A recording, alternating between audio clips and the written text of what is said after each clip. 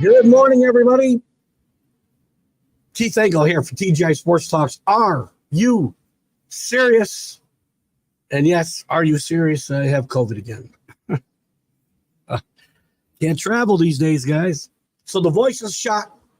We're going to bring the man New Yorker in here. And in just a second, after I get a little bit of business out of the way, DDH, thumbs up, buddy. You're watching us on TGI Sports Talk, Northeast Streaming Sports. Let's talk sports. Want to give a shout out to, please tell me I didn't lose this again, Ralph Williams and RW Media, and specifically the Sports Corner over there on WBVP in Pittsburgh, 1230 AM 99.3 FM. He is on every Monday night, I believe, at 5:30 with Smoking Jim Frazier. So check that out. And we'll do some stuff with Ralph later on as well.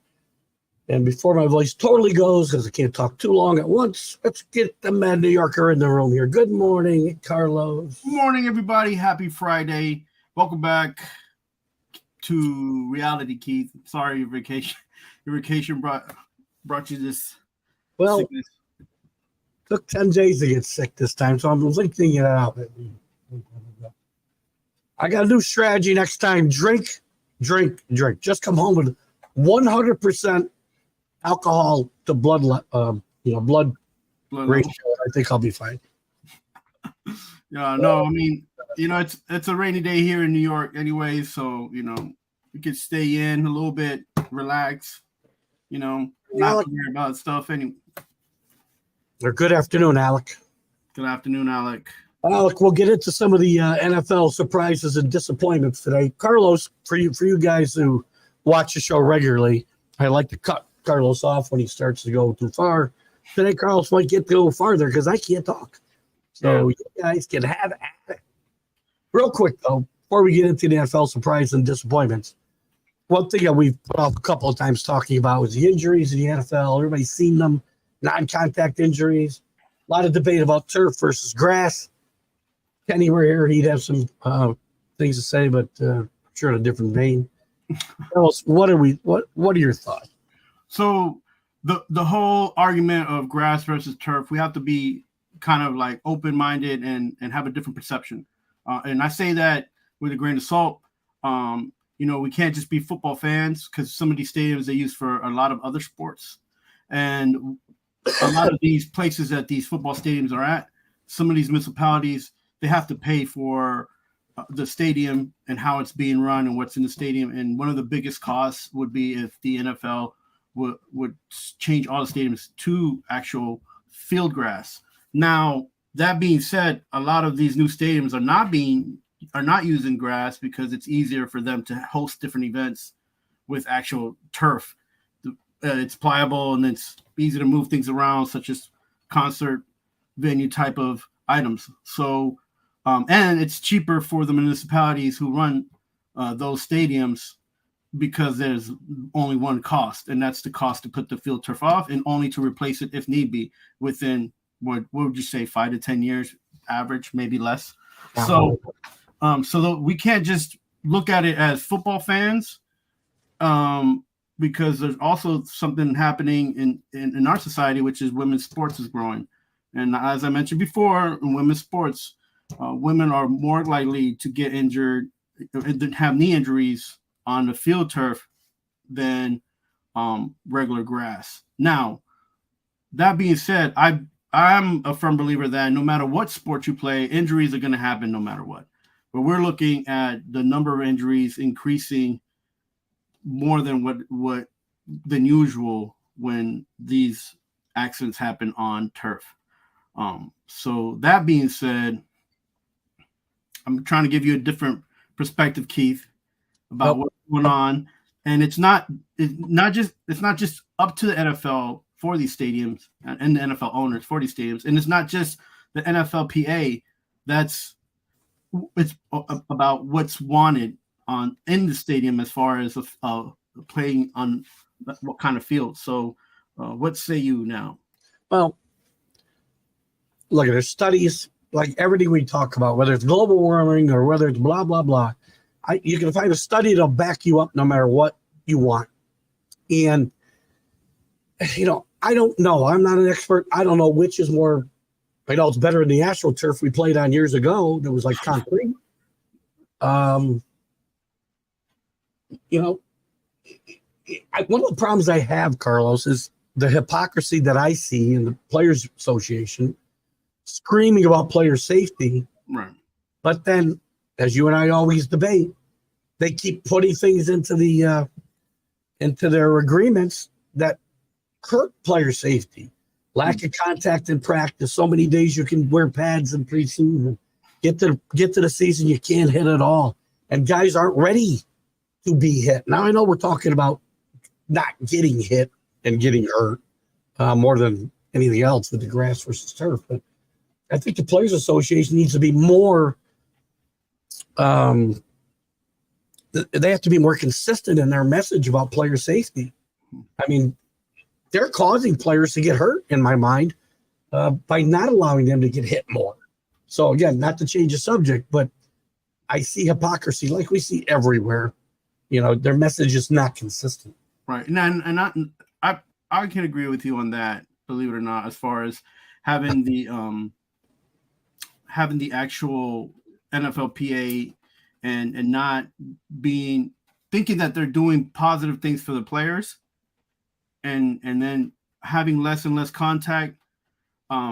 Maybe in the long run, it sounds like a good idea, but being hit consistently, practicing hard, practicing longer, those things do have an effect on a player and how they play throughout the year. Now, another thing that I feel like that we should also agree on is the fact that players, even when they're not playing, may have a tendency to overextend themselves by the workouts that they do, by some of the training that they do that's, I think, excessive and not helpful to the actual sport and what their actual job is doing on the field. Can we also agree on that? That is an excellent point. Yes, we far too much emphasis put on weight training, building up your body, things that do not help you or protect you during the violent game of football. Yes. So, now I'm not going to take away from the NFLPA and their and the NFL working together on the concussions, trying to bring in different types of helmets, the testing that they do with different protective gear. That's not what we're talking about on the board, right? That's not on the board. Now, if there's an issue and the grass and it becomes just regular turf and the grass, fields get to keep grass, municipal cities get to keep grass in their stadiums, fine. But there will always be a change in the game, right? If you're on the turf, it is faster. If you're a wide receiver, if you're a running back, that's something that you have to that you can use for your skill set as far as being a speed, a person that runs for, whatever. And that's something that we can look at. Also, you're running downfield to hit a quarterback on, and you're a defensive end or a defensive player. You get to the quarterback faster if you have that skill set, if you're a speed rusher, bull rusher. So, the game will always have different changes and effects on whatever field you're playing on. And I think some of the benefits on grass is like it's a little bit more cushion there if you get hit, right? Like if you fall backwards and somebody falls on you, it's not going to hurt as much. You don't bounce as much, and it also depends on what player is landing on you. But there's small little things and differences. But there's no right or wrong answer, I don't think, in this debate as far as should the players play on turf or grass, because it's more than just the NFL teams playing in these stadiums, and they're using these stadiums as a venue and more than just a home for NFL. Turf is correct. That's one of the biggest issues. Yes. So that being said, if you guys have any other ideas or comments that have to do with turf or grass being on a playing field, nothing else, we can move off of this subject and keep I hope that you see what my perspective and understand that. Oh, I see it. Again, one of my biggest issues is the hypocrisy, like everywhere else, within the Players Association, trying to protect their players, but doing things that don't help them as well. So I feel like that morality thing was way out the window a long time ago, and it's all about the bucks. How can the owners and municipalities save money by using regular field grass compared to turf on some levels? Not everywhere, but on some levels. Follow the money. Follow the money. All right. Let's shift gears a little bit. Hopefully Alex still with us, because Alex wanted to talk about this last week. We never got to it. We're past it. Because I was away, and last week you were a ghost. I was chatting. Yes, you were. But you were invisible. Then we got to some other stuff last week. We didn't get into the surprises and disappointments in the first half of the NFL, or first quarter of the NFL season. Players, teams, give me a rundown. Let's talk about surprises. Who's surprising you right now, player-wise, team-wise, in the NFL? Wow, right now. And it's only like we're going to enter week 6, right? So, week 7. Oh, yeah, week 7. So I think the fact that the Eagles are unbalanced in certain aspects, but yet are still, they're now 5-1, are still leading in like one of the top teams in the NFL. I think that's a surprise, and I say that just with a little if, not because they're not a good team, but they have a lot of offensive weapons, but they're not using them as I think they could. And I think Sirianni needs to kind of open his eyes and got to realize that this team has a lot more talent and up than what they're playing to. And I think he's got to get this coaching staff into a better situation. So I agree. The Eagles, look, they're still right now, them and the 49ers are the two, and the Dolphins, I guess, are the most dominant teams in the NFL. Is that some surprises? I mean, I think the Jets, the fact that Jets have hung in there at 3-2 without Aaron Rodgers is a surprise. And I'm glad you brought that, because the game that the Jets played with the Eagles, you wouldn't think that the Eagles were one of the best teams in the NFL, and you wouldn't think that the Jets were one of the worse off teams in the NFL after the injury with Rodgers, right? So they made that game competitive, and the Eagles should have ran off with this game, and that's a testament to what the Jets have right now as a defense. And then also give credit to Zach Wilson for being able to keep him in the game and score, because that's important. Your defense you can hang your hat on defense, but you got to be able to score points, which then there's a lot of teams right now in the NFL that are not doing that. So that's Anthony got here. Surprised the Titans didn't trade Derrick Henry yet. I don't think 2-4. That's got to be a disappointment, I would think, for Tennessee fans. No, I mean, I don't think people realize in the NFL how close that race is in the AFC South, that you don't really have to trade off your best asset. I'm surprised, and with the situation of the Titans, that they haven't gotten a better quarterback. I would drop this guy Tannehill. Who's out there to be had, though? Who's out there to be had? If I'm the Titans right now, one of the people I look at is Russell Wilson, to be honest with you. They have, he can at least get you 2 or 3 games, and you don't need that many more contracts you have to take on. Yeah, I mean, but these contracts can all be dangled, and these owners can stop thinking about this spending money if they want to be competitive. Is that a real word, by the way? Can I quote you on that? Fandangled? Can I quote you? Bamboo. I mean, they can be fluffed. These contracts can be fluffed, and so there is a lot of fluff in these contracts anyway, Keith, right? Because you turn around some of these players, huge contracts, get an injury, things happen, teams get compensated by insurance, players still get paid. So there's a lot of things that we sometimes don't see because we don't know what's in the underwriting of these contracts, and that it ends up working for both parties. So, And as far as Barkley goes, they can't. How are they going to trade him? They have to depend on him. Whether they paid him or not has not got anything to do with whether the Giants were depending on Barkley.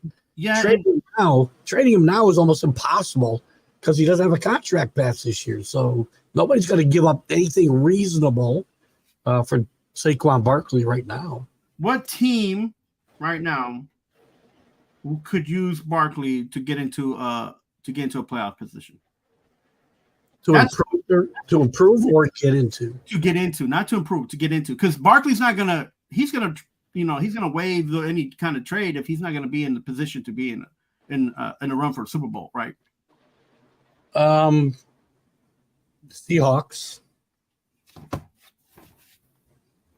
Yeah. Number one, Seahawks in my mind. So, but there's other teams. But again, you're not going to get value trading Barkley now because nobody's going to trade him without a contract in hand. Yeah, I know. Yeah, with it. Right. And no matter whether he gets traded or not, he's not going to stay. Ooh, The Bills. Here's a problem, Anthony. The Bills could have 20 running backs on the roster and still not know how to run the ball and stay running the ball to give them the opportunity to win a game, unless it was game 2 or 3 of the beginning of the season where they actually did that. That's the problem. And yet the team's 4-2 with the best point differential in the NFL. It doesn't. I mean, that goes to say that the teams that have been playing also have been not that great in defense. So I'm just saying. Pretty sure they killed the Dolphins here a few weeks ago. Yeah, but they're not. The Dolphins know. Everybody knows that the Dolphins have an okay defense and not a great defense. What about?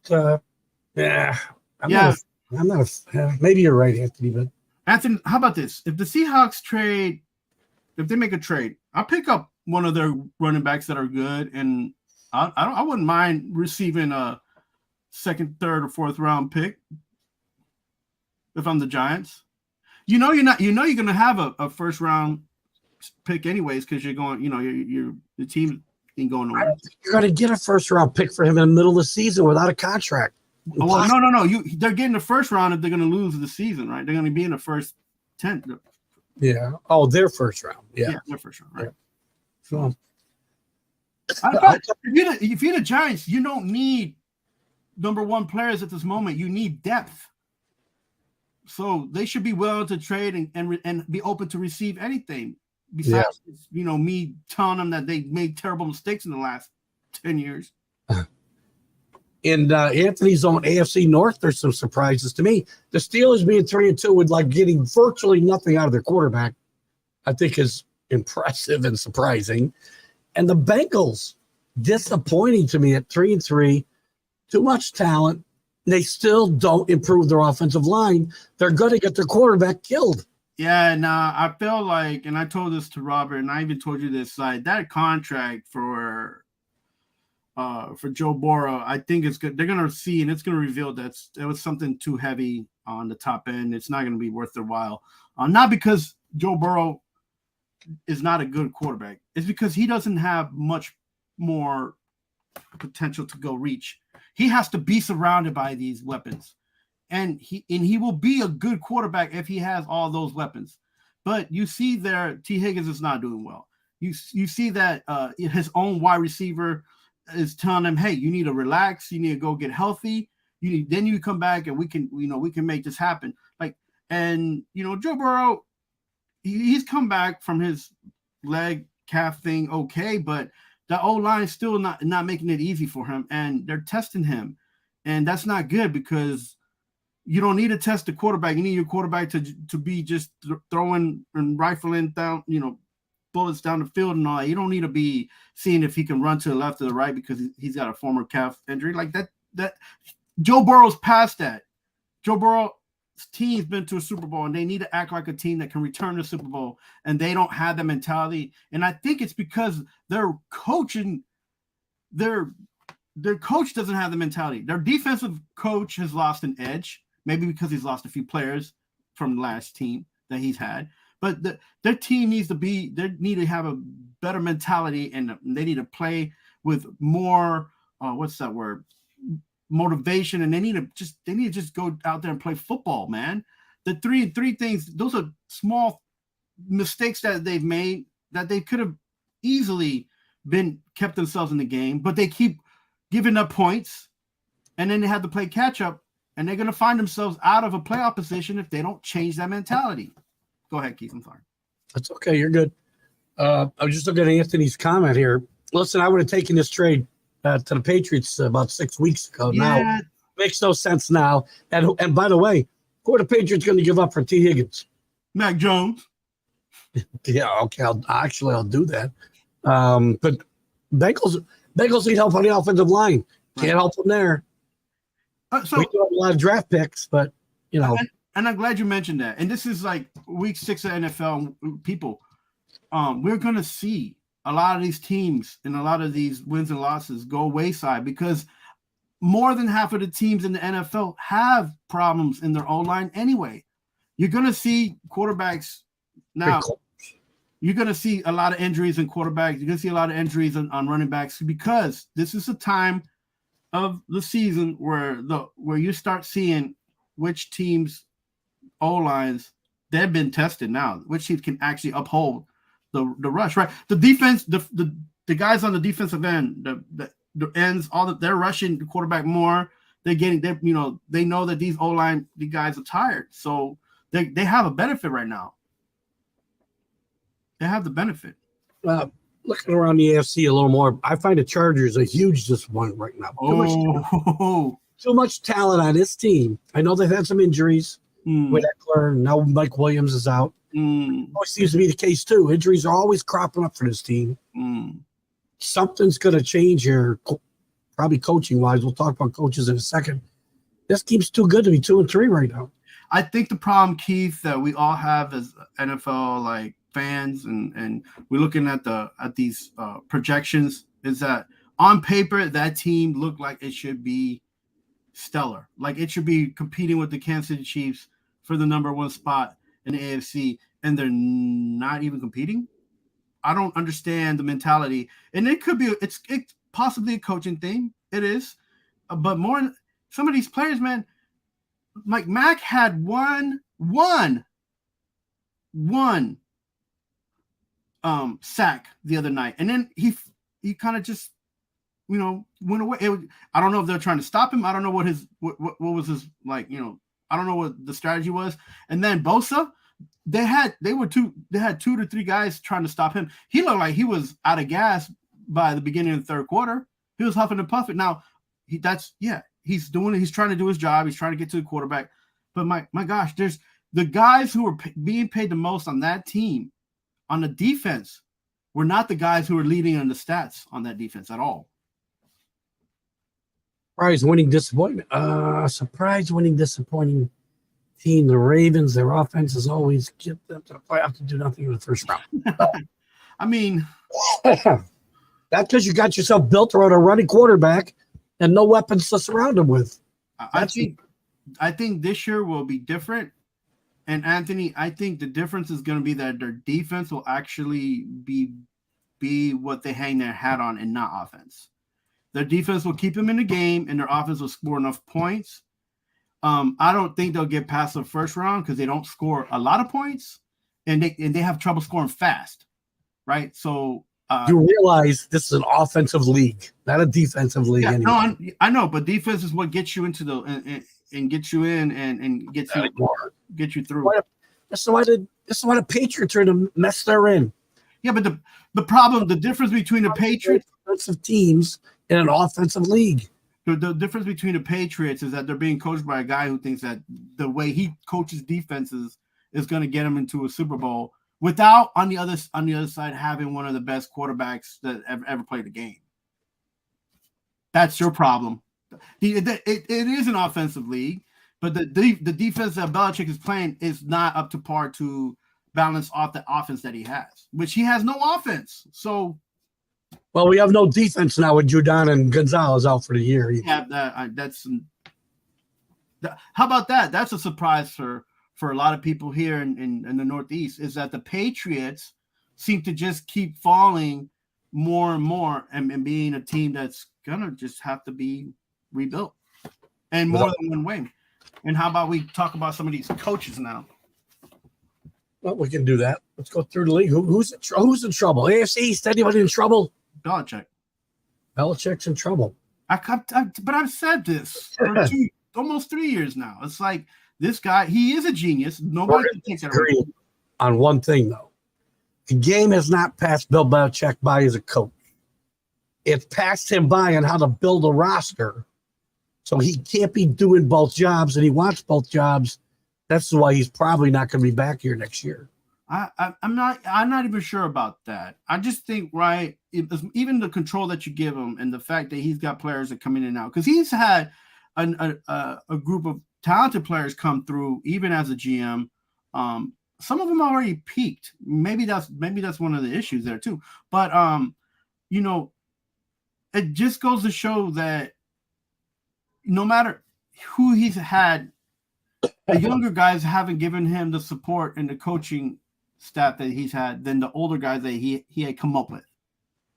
Because he drafted guys who weren't as good as those older guys. I just think that even the guys that he has have been younger have not been successful at coaching past their actual coordinator jobs. Judge, not a good coach. Who's this guy? Josh McDaniels, not a good coach. Even this guy, what's his name? The genius that coached down at the Jets. What's his name? The genius. Yeah, Mangini. Yes. Yeah. Wasn't he a former coach for Belichick? He was never even a coordinator. Nope. Right. So the things are that I feel like that tree that he's been going, like that's been coming off of him, hasn't been as good as the guys before that. The guys before that, they've had a lot more success, and they've but not as coaches. Again, not as head coaches. So, but I don't care about any of that. All I care about what they do is their job as assistant coach for the New England Patriots. I care less if they fail somewhere else. What do I care? I think that goes to show you that a lot of these guys should have stayed assistant coaching or coordinators. Yeah, absolutely. Right? Even the guy with the pencil, what's his name? He was a terrible head coach. I can't remember his name. Matt Patricia, yes. Great defensive coordinator who we made an offensive coordinator. Brilliant move, Bill.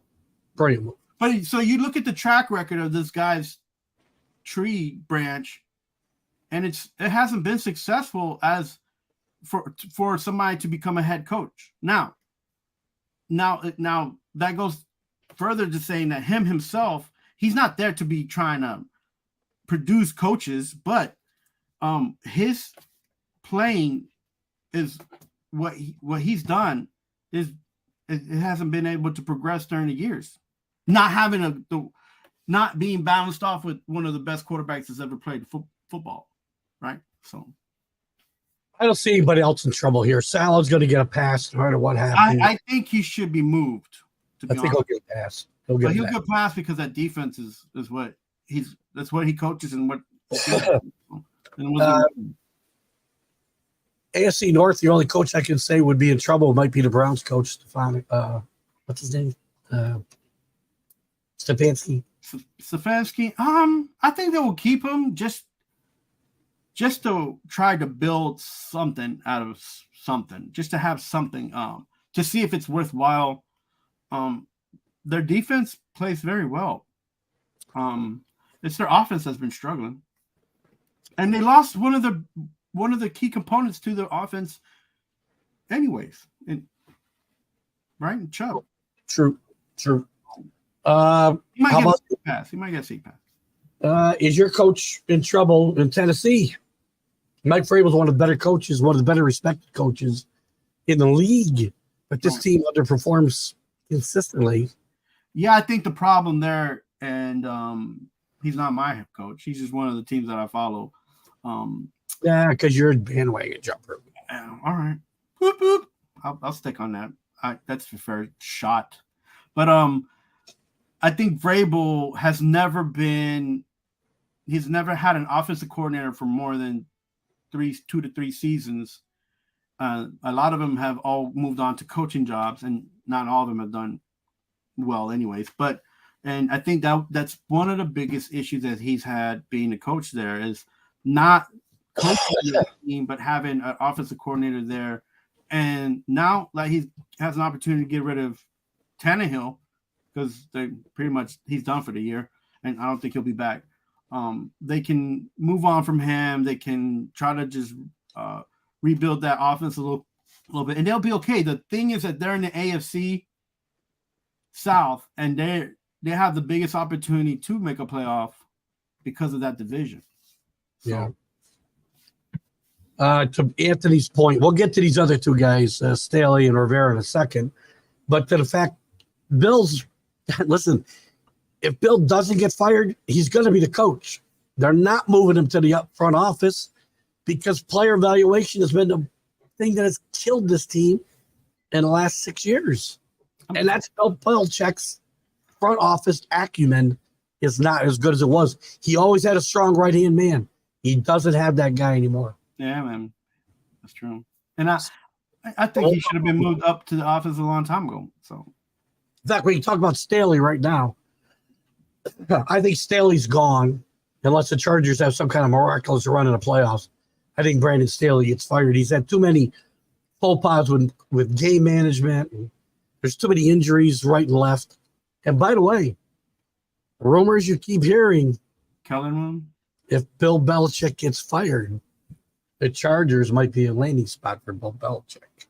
That'd be a beautiful place to go to just retire right into the sunset. Just something to think about. Yeah, and Kellen Moore is there though, right? And I feel like that's one of the reasons that they got him there is just to make sure that if anything happens, they have a backup plan. It might be Kellen Moore. You don't know. Yeah. Good morning, Kenny. We already had our conversation about grass. Sorry, so you were left out of that. Anthony says, "Oh yeah," and Kevin O'Connell.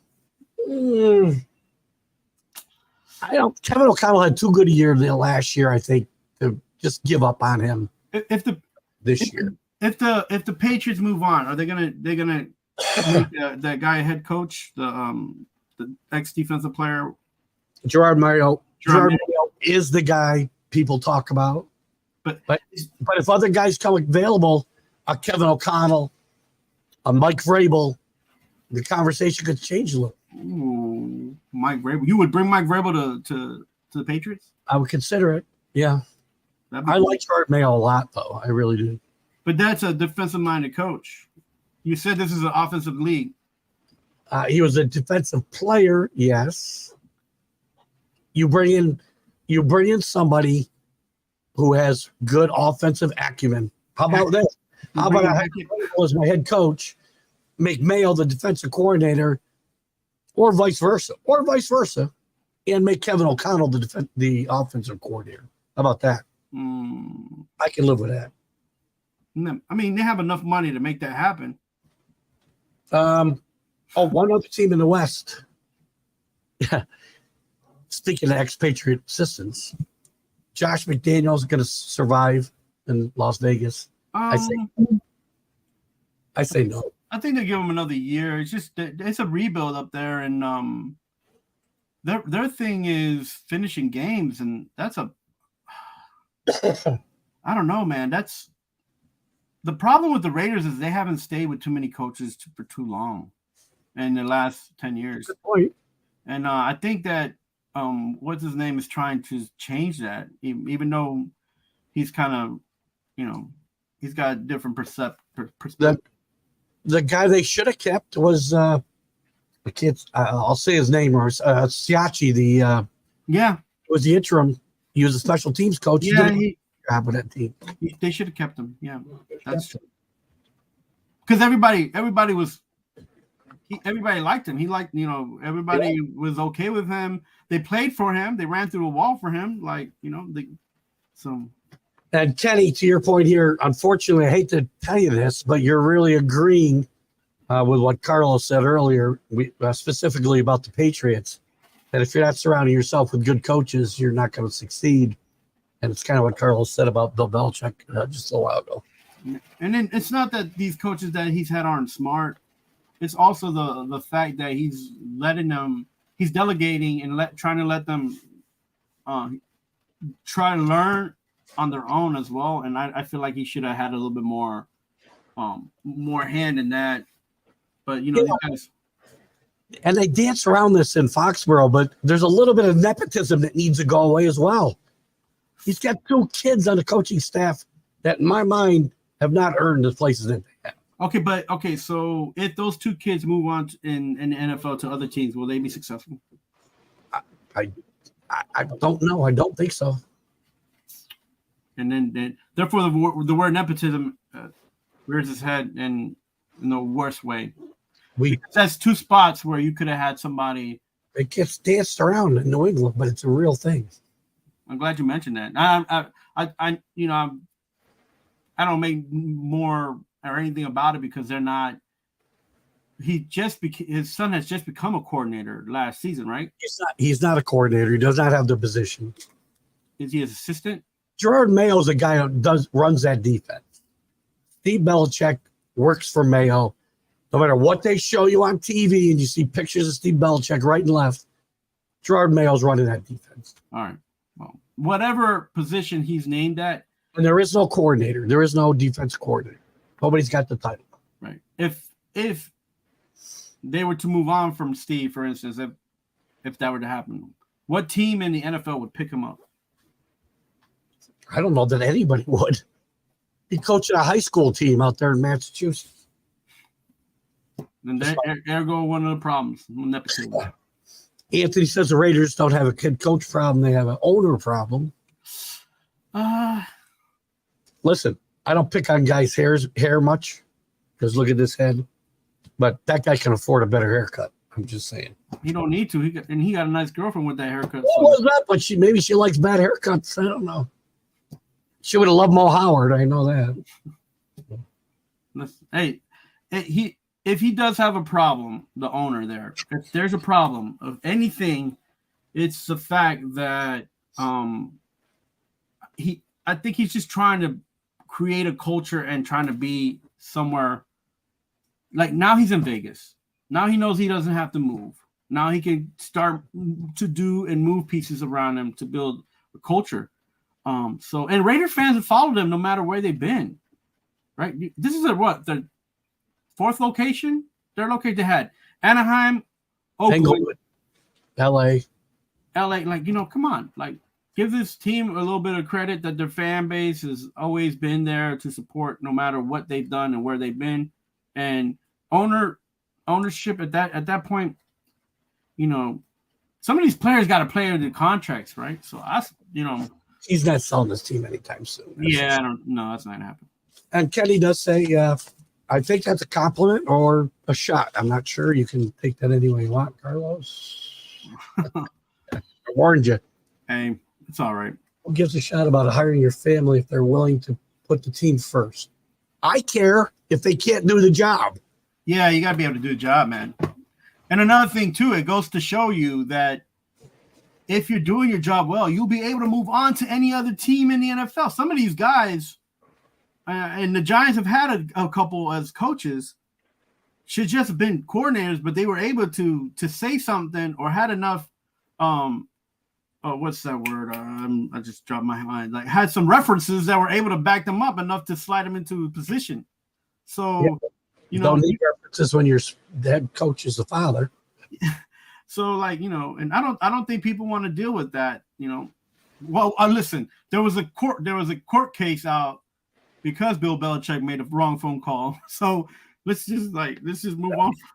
Have we noticed that court case has gone away and just disappeared? It didn't disappear. It's just not in the media because he still has a job. He's not a head coach. He still has a job. And if they keep it in the media, then they'll just keep the bad news about the fact that there's not enough minorities in coaching in the NFL. So yeah, I think that this thing's been swept under the rug. You're not going to hear any more about it. Well, it's gone to a different kind of court as well. So he cares. We're talking about Mark Davis. I suppose he cares about getting big names and making money for Vegas. I think he cares about making money for Mark Davis. Yeah, I think the reason he left for Vegas was to make money. Right. So right. That's why they're not in Oakland. That's right. Go get some ST37. I don't know what that is, but I'll have my wife look for it. I think you're supposed to have it like 2 or 3 days after you realize that you had COVID. Well, if it's a Paxlovid, I can't take it because of other issues. I have to just ride it out. Shula did. I don't know. Did Shula hire? Yeah, I guess he did hire his son. One of them coached the Bengals. David Shula coached the Bengals. probably coach on his dad's staff first. But Kenny, listen, in this case, those guys played football and knew football. Belichick's kids, they grew up watching their dad coach football. That's all they did.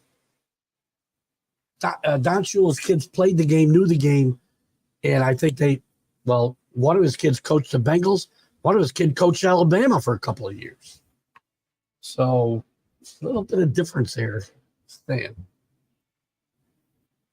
I will hope your voice has nothing to do with COVID. All right. I'll have my wife take a look. It's funny, I get up and I think my voice is better, and then here I am. So, whatever. Sorry for the raspy voice. NFC, coaches in trouble. NFC East, I know you're going to say one. You're on mute. Kenny muted you. Oh. Kenny muted you somehow. Shula was hired not just by college teams, but by other football teams. So I guess people respect the fact that his knowledge and his playing career have some kind of yeah, look at so maybe when their time here in New England is done and Stevie Belichick and his brother, I can't think of his name now, they go on to coach somewhere else. They prove me wrong. But right now, I see that they have their jobs for one reason, and I don't like it. Yeah, and they like you said, they might not be hired by anybody else in the NFL. So we'll see. So in the NFC, coaches in trouble. The East, I know one name is very prominent for you, so get it out there. I mean, want the guy to begin with, Keith? Daboll he got coach of the year because of even masking the fact that his offense really don't have too much potential. A coach of the year because he turned a team around and hadn't been to the playoffs in a decade. If anybody should have got that award, it should have been the defensive coordinator. So how about that? Can you say that? They don't get coach of the year. Yeah, that's the problem. So Wink is the only reason the Giants are relevant. So thank you, Wink. So Brian Daboll's out. What are you going to hire? Wink. Just keep him as a coach. What? Wait a minute. We've already talked about the fact over and over again. I'll never get my voice back if I try to yell. Assistant coaches, so many assistant coaches, not all of them, I get it, are good assistant coaches. You just hired one of the best and said he's no good. Now you're going to go the same route with assistant coach as your head. What has Daboll ever won? What's Mike Martindale ever won? Yeah, but Martindale's been on a lot of teams that have been in playoffs. So is Brian Daboll. Yeah, but the Buffalo Bills ain't never been relevant as far as since the early 90s. What the Ravens win under Mike Martindale? Anthony, you're still with me. Did they win a Super Bowl? I don't think so. But they've been to the Super Bowl with him. Well, maybe, hold on. I might have to correct myself. Yeah, he won with the Flacco, didn't he? He won that year. Yeah, it might have been at the lights out game. The one that was fixed. Just kidding. Yeah, but still, look, the mentality of the New York Giants and the New York Jets or any team in New York should be that we're going to freaking win the championship and we're going to do it any means possible. That's it. That should be your mentality. And Wink, every time he goes to whatever team is, he has a team that gives you an opportunity to win.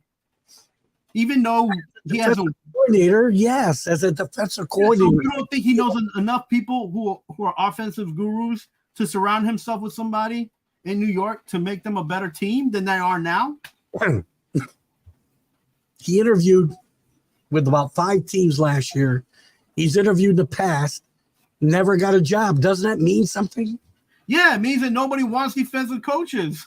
But to this is if any teams in New York do well, it's always been because of defense. The Jets are doing well right now because of defense. The Giants are doing well right now because of defense. The Giants won Super Bowls because of defense, not because of their offense. Right?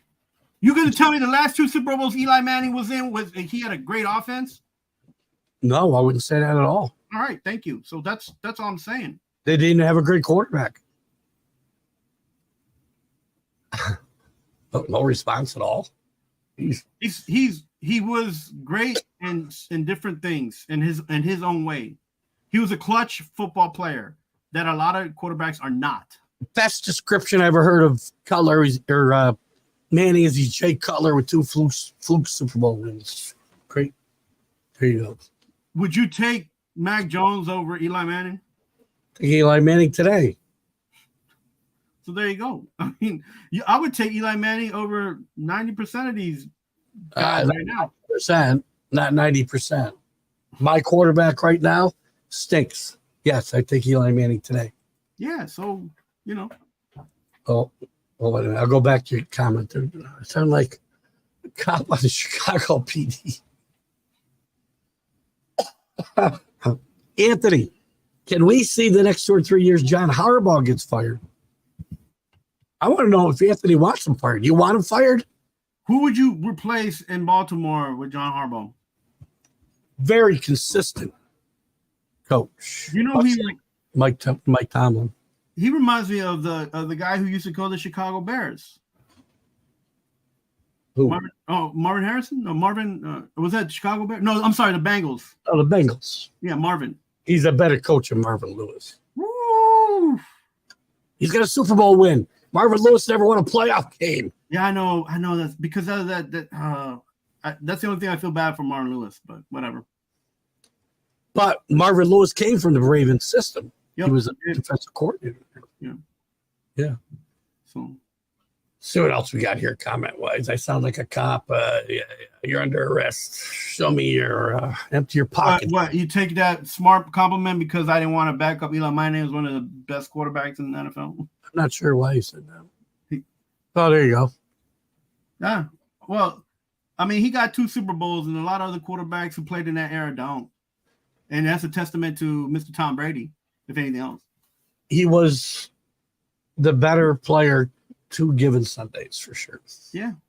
I'll give you that. Where else we got to go here in the NFC? We have, how about, is Ron Rivera in trouble?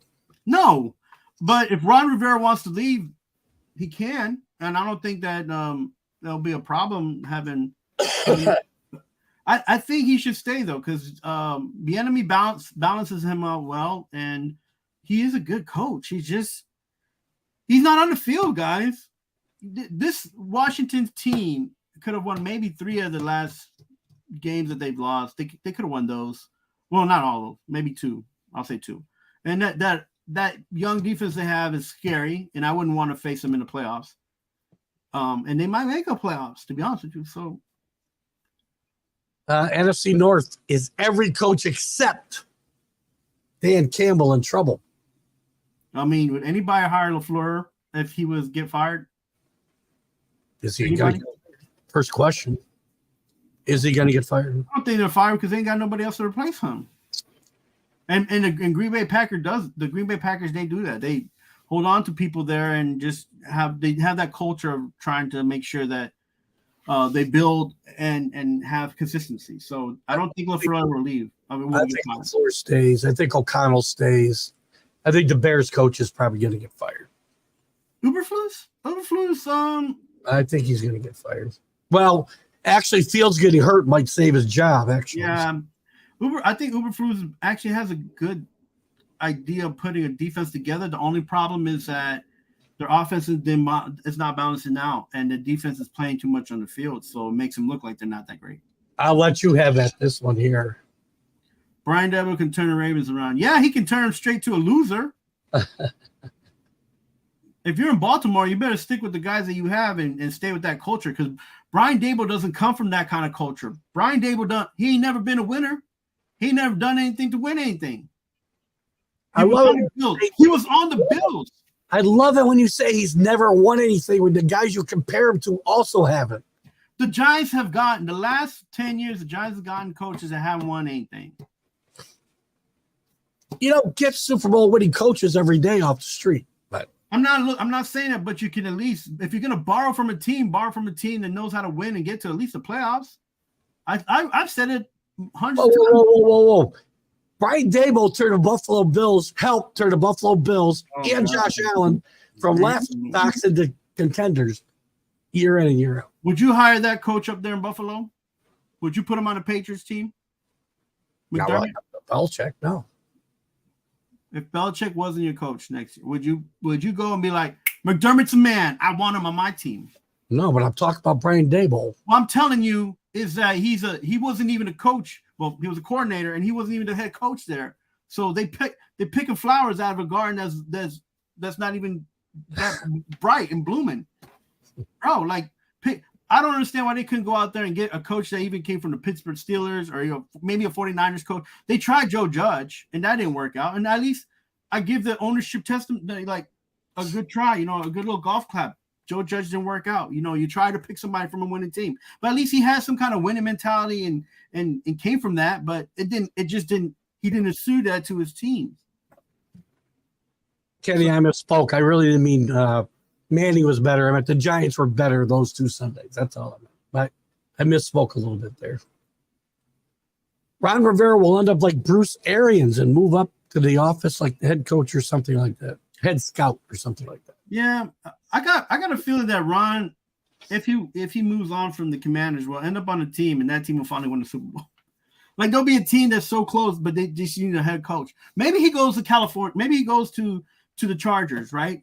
And they win a Super Bowl. How about that? Another defensive-minded coach. But that Ron Rivera with the roster that the Chargers have right now would be a playoff team. Yes or no?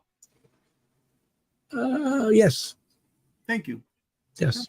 I believe that. I'll stick by that. In fact, Ron Rivera, if you're listening, just go to the Chargers and take Staley's job. He don't know what to do with it. Well, you gotta give him, first of all, you gotta give him the money. Plus, yeah. Well, if anybody's not deserving of a coaching bump and a great contract, shouldn't it be Ron Rivera? Yeah. When Ron Rivera turned around a team in Charlotte, almost won a Super Bowl, but this quarterback didn't help. That situation didn't help. That last play, right? That wasn't his fault. When he was at the Bears, they were competitive. Wasn't he on the staff that won the Super Bowl with the Bears? He was on the team. No. I'm talking about the one where Hester played when they did the Colts. Wasn't he on that staff? No, they didn't win. They lost. I'm saying, wasn't he on that staff? I'm not sure. Probably. Come on, man. Ron Rivera has been a good player and has been a good coach. Agreed. And only thing that's keeping him from greatness, unfortunately, is the fact that he needs a title as a Super Bowl winner. Talent. Oh.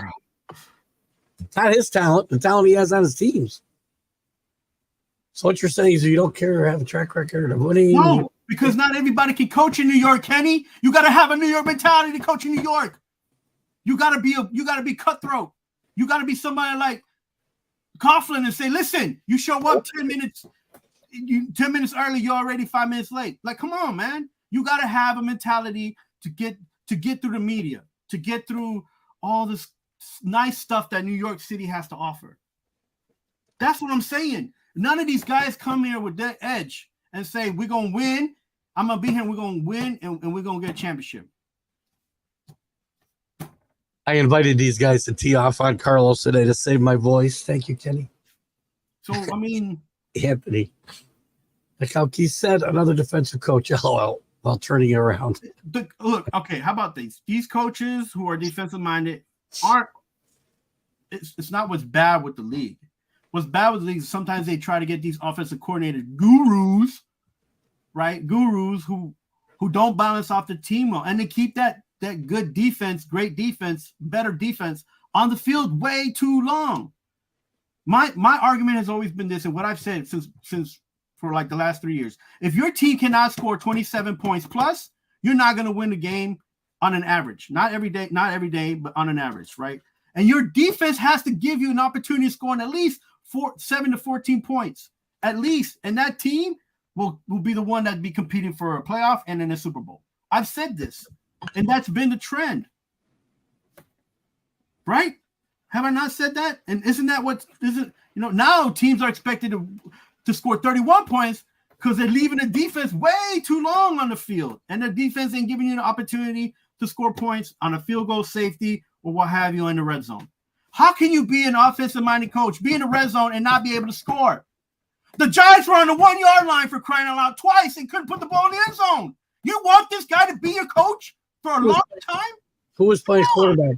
Who was playing quarterback for that team? It didn't matter. They had Barkley on the field. I don't understand what the. I will have to agree with you. Barkley's got to get the ball here. Sorry. Best player in the field. Got to get the ball. Wouldn't you be irate if the Patriots had an opportunity to score twice and beat a team that was competitive, right? They would have had the ball 2 times on the 1 yard line and couldn't score. Wouldn't you be upset? Wouldn't you be irate? Yeah, all the time. I lost my voice. The biggest problem the Saleh has is that the people who are not Saleh are talking about the players. And sometimes the players say too much. And that's just because they're in New York and the media pokes at him and pokes at him and pokes at him. Belichick has the best front. He says we're gonna talk about next week. And we ain't gonna talk about nothing else. and it makes for terrible conversation in media, but it allows his team to focus. All right. We're getting ready to wrap it up. Give me your best bet, and you don't be surprised if in the NFL. Oh, man. Don't be surprised if the Dolphins make it to the playoffs and lose. What? We're talking about this week. Oh, this week. Oh, man. Who the Jets play this week? Jets have a bye. I guarantee a win for the Jets. There you go. No loss for the Jets. Good call. Loss for the Jets. Who the Giants playing this week? Giants have the Commanders, team formerly known as the Redskins. Yeah, I believe, and I said this on the NFC show with Dan.